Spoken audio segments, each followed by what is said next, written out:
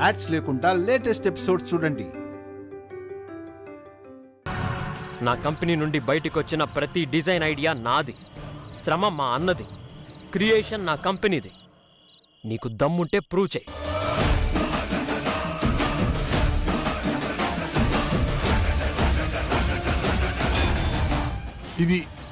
ఇది మగాడి మాట అంటే. అమ్మా జ్వాల, లేట్ ఎందుకమ్మా? కానీ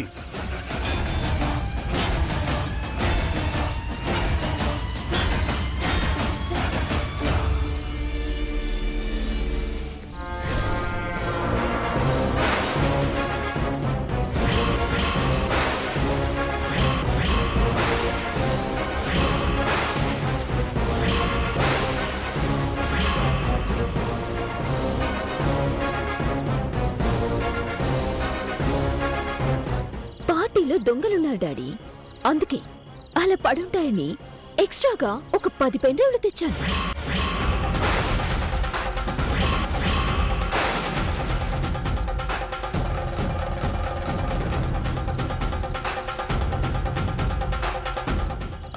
మినిస్టర్ గారు, అయ్యా బిజినెస్ మెన్స్, అవార్డు గ్రహీత బండారమంతా ఈ పెన్ డ్రైవ్ లో ఉంది. శ్రద్ధగా అందరూ తిలకించండి.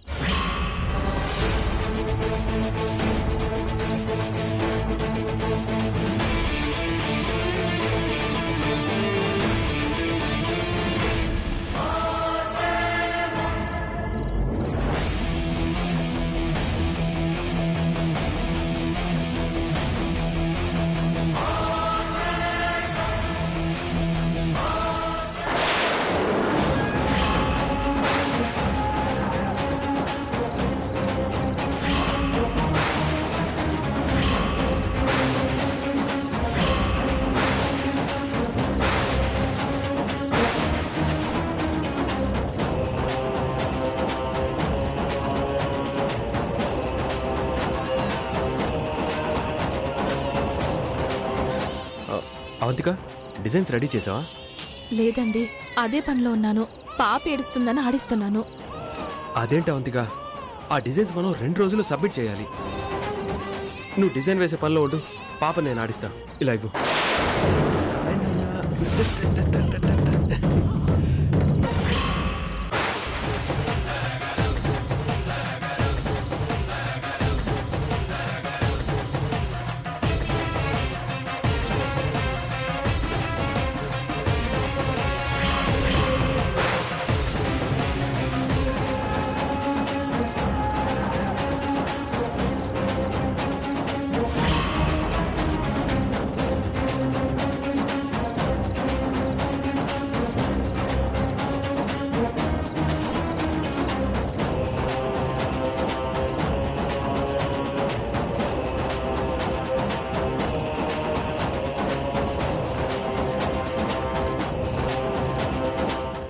ఏమంటారు సార్?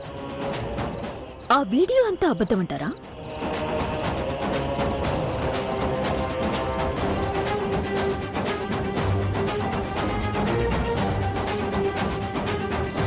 ఏ వైకాన్ గారు మాట్లాడరే, గొంతు పడిపోయిందా?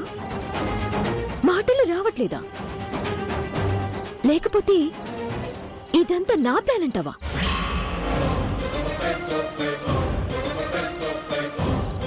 మీ వదిన గుండెల్లో భయం, మీ అన్న మాటల్లో కంగారు నా సృష్టి అంటావా? అంత ఫేక్ అంటావా? చెప్పండి సార్ సామ్రాట్ గారు.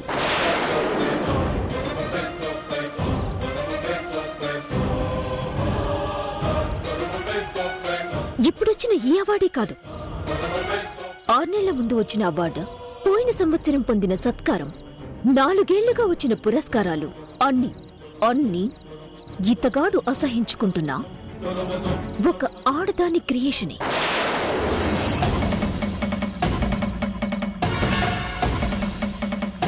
అవంతిక డిజైన్సే.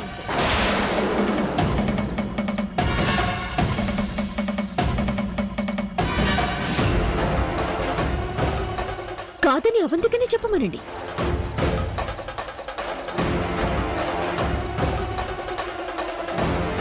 ఒక ఆడుదాని టాలెంట్ ని వాడుకొని, ఇతగాడి పేరుని పెట్టుకొని మార్కెట్లో అమ్ముకొని కోట్లు గడించాడు. పురస్కారాలు పొందాడు.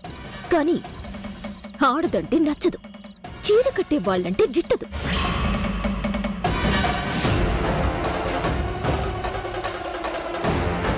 ఇలాంటి వాడు ఇంతటి అవార్డుకి అర్హుడా?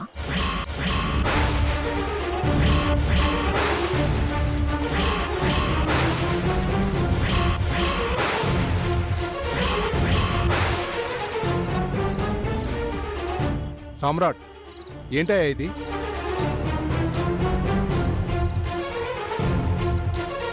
సామ్రాట్, ఇన్నాళ్ళు నీ మీద చాలా గౌరవం ఉండేదయ్యా. ఈరోజు నీ గురించి తెలిసాక అసహ్యం వేస్తుంది.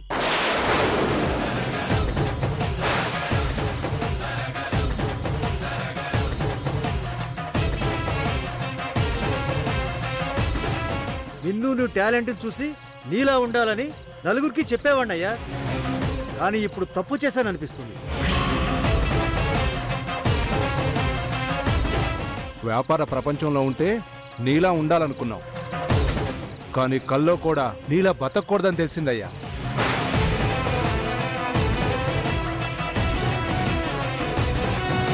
ఇంకా ఏంటయ్యా చూస్తున్నారు? సామ్రాట్ పెద్ద సినిమా చూపించాడుగా, పదండి పదండి.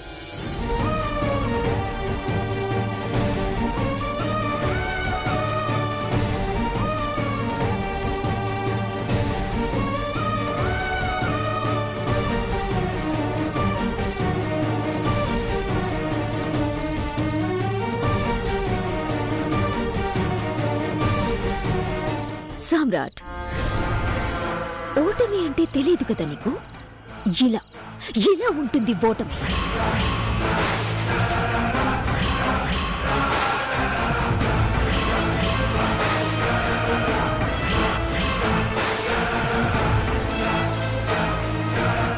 ప్రాణం పోతున్నట్టు, ఎవరో పైనుండి తొక్కుతున్నట్టు గుండె పగిలిపోతూ ఉంటుంది. ఇది ఇది నీలో చూడాలనుకున్నాను, చూశాను. నేను గెలిచాను.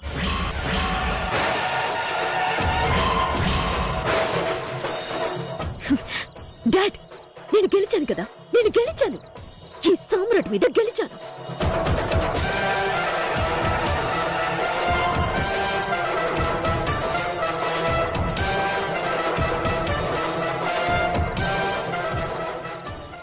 ఏమండి?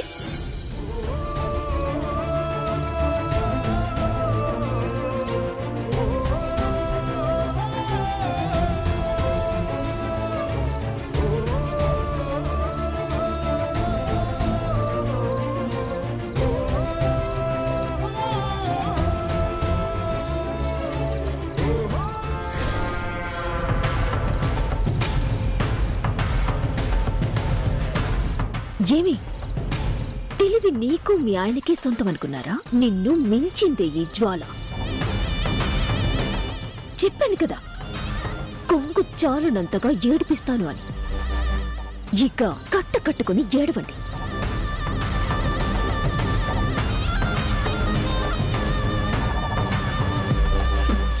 డాడ్, పదండి, మనం వచ్చిన పని పూర్తయిపోయింది.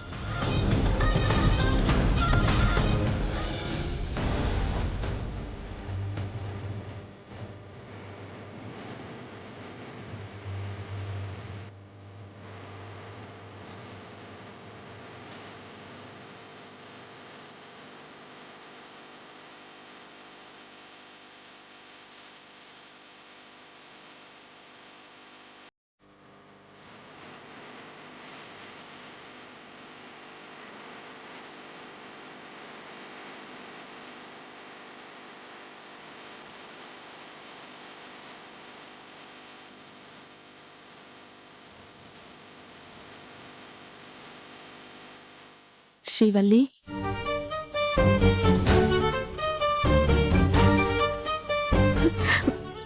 బావగారు, నాకేదో భయమైతుంది. పోదాం పండ్రి.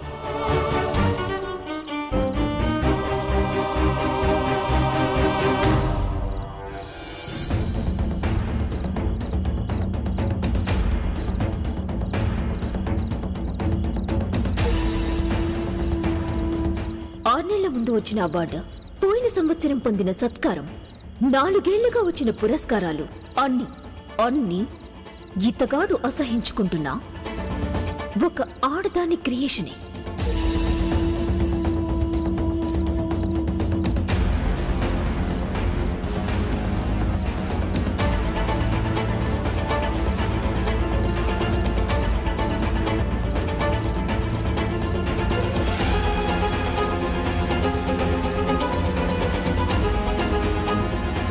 ఇన్నాళ్ళు నీ మీద చాలా గౌరవం ఉండేదయ్యా. ఈ రోజు నీ గురించి తెలిసాక అసహ్యం వేస్తుంది.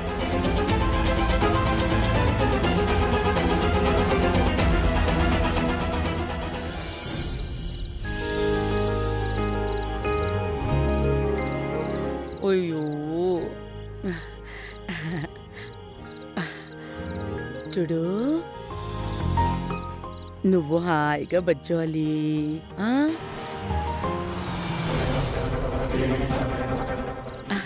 అరే అదిగో అమ్మ నాన్న వచ్చేసారు, నువ్వు బజ్జు. ఓకే,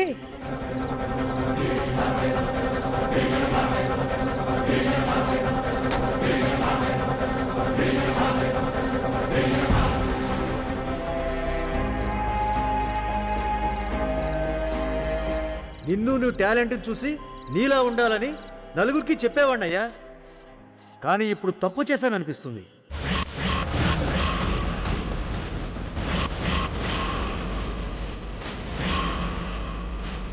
ఓటమి అంటే తెలియదు కదా నీకు? ఇలా ఎలా ఉంటుంది ఓటమి?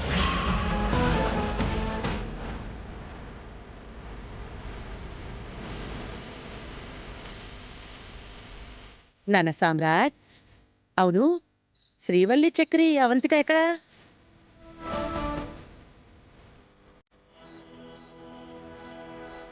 సామ్రాట్, ఏం నాన్న మంచినీళ్ళు ఏమైనా తాగుతావా?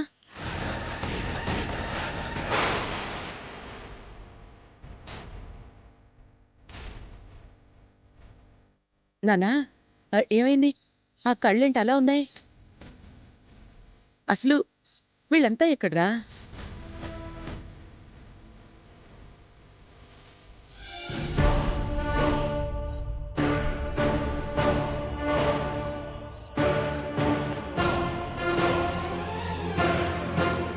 సమ్రాట్, రే ఏంట్రా, వాడికి ఏమైందిరా?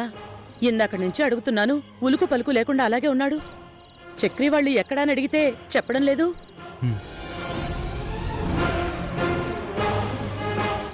సమ్రాట్, నాకు కూడా ఇప్పుడే తెలిసిందిరా. ప్లీజ్ రా, జరిగిందేదో జరిగిపోయింది.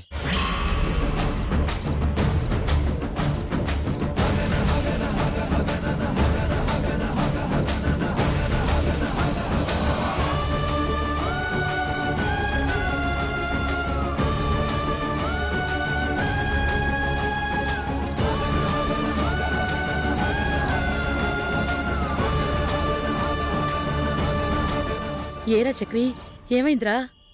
పార్టీలో ఏం జరిగిందిరా? వాడేం చెప్పడం లేదు, నువ్వైనా చెప్పరా?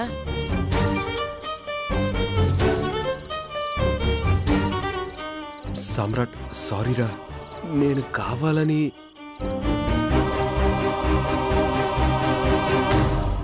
పదేళ్ల కాలం పంచుల అమ్మకంతో మొదలైన వ్యాపారం, 100 మంది వర్కర్స్, 150 కోట్ల టర్నోవర్.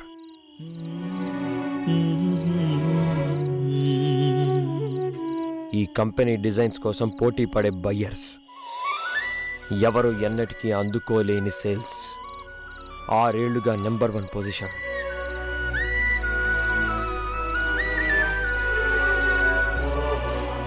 ముందుకి తప్ప నా అడుగులు వెనక్కి పడలేదు. ఒక్క క్షణం కూడా ఎక్కడ ఆగలేదు. గెలుపు తప్ప ఓటమి స్పెల్లింగ్ కూడా తెలియలేదు. అలాంటిది అవన్నీ ఈరోజు సమాధైపోయాయి. నేను 100 మందిలో తలదించుకోవాల్సి వచ్చింది. ఎవరి వల్ల?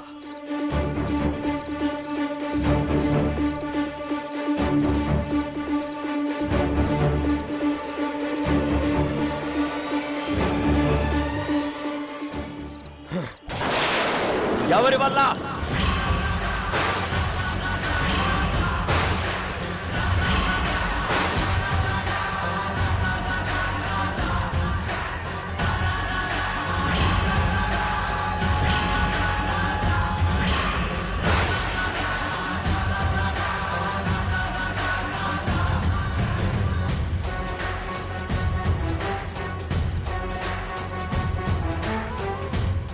నీ వల్ల, నీ భార్య వల్ల.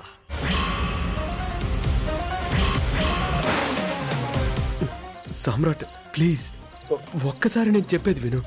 ఏం చెప్తావు? ఏం చెప్తావురా? ముందు నుండి పొడిస్తే నీకు తెలిసిపోతుంది, అందుకే నమ్మించి వెనక నుంచి పొడిచానని చెప్తావా?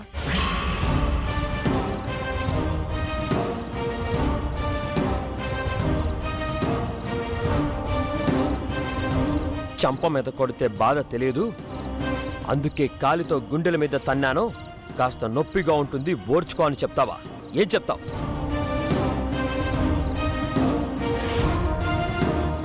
నేను కావాలని చేయలేదని చెప్పగలను, కలలో కూడా నిన్ను మోసం చేయాలనే ఆలోచన కూడా లేదని చెప్పగలను. అదే నిజమైతే నీ భార్య ఇంట్లో కోడలిగా అడుగుపెట్టిన రోజే తనొక డిజైనర్ అని చెప్పాలి. చెప్పలేదు.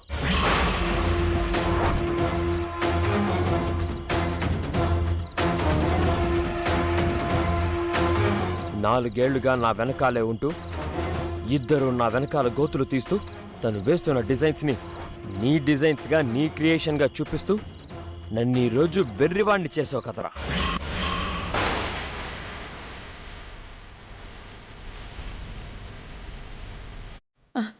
ఏంట్రా అవంతిక డిజైన్స్ వేయడమేంటి? ఏంట్రా ఏం జరుగుతుందిరా ఇంట్లో? నువ్వెందుకమ్మా అంత ఆశ్చర్యపోతావు? ఆనందపడాలి.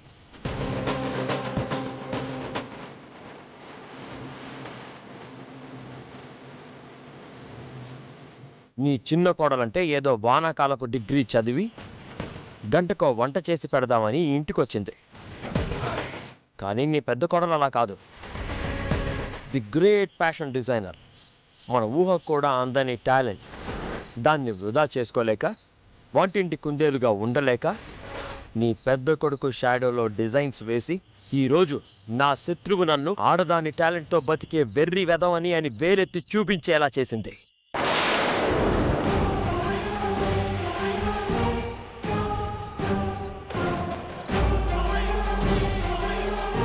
ఇదంతా నీకు తెలీదు అనుకోనమ్మా. ఎందుకంటే ఈ ఇంట్లో జరిగిన ఎన్నో విషయాలు అందరికీ తెలిసి కూడా నా ముందు గొప్ప గొప్ప డ్రామాలు ఆడారు, నన్ను పిచ్చివాణ్ణి చేశారు.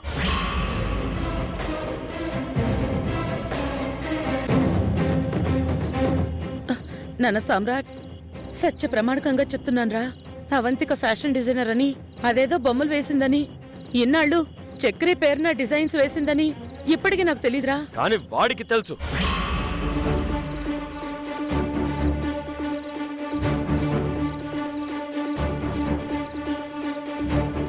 నాలాంటి మగాడి కన్నా ఆడవాళ్లు అంగుళం వెనకాలే ఉండాలని, ఆడవాళ్ల సాయం నాకు అక్కర్లేదని, వాళ్ళ టాలెంట్ నాకు అవసరం లేదని, ఎప్పటికీ వాళ్ళ మీద ఆధారపడకూడదని మనసుకి నియమం పెట్టుకున్నానని తెలుసు. అదే నిబంధనని కవచంలా కట్టుకున్నానని తెలుసు.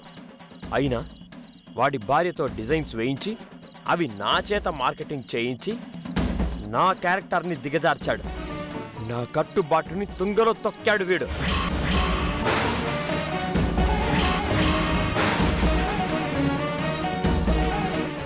సామ్రాట్, నువ్వు ఆవేశపడితే నీకు జవాబు దొరకదు, కారణం అంతకన్నా దొరకదు. మేము కావాలని ఏ తప్పు చేయలేదు. నోర్మయ్,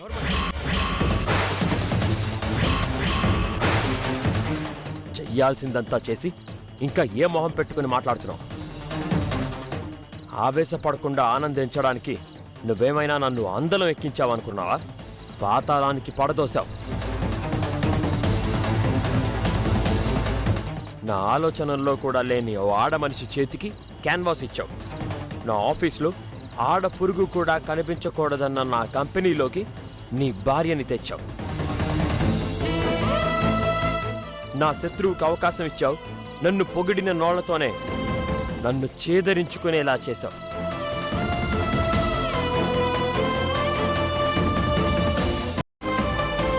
చివరికి నన్ను నమ్మించి మోసం చేశావు. దీన్నేమంటారా?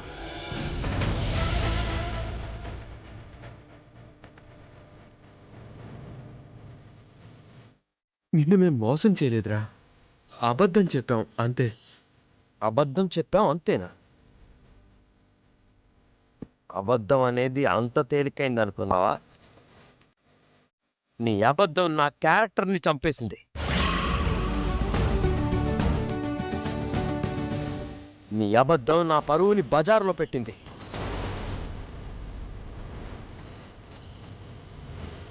నీ అబద్ధం నన్ను నిస్సహాయుడిగా నిలబెట్టింది. నీ అబద్ధం నన్ను నోరు మూయించింది. ఇలాంటి పరిస్థితి వస్తుందని అనుకోలేదురా.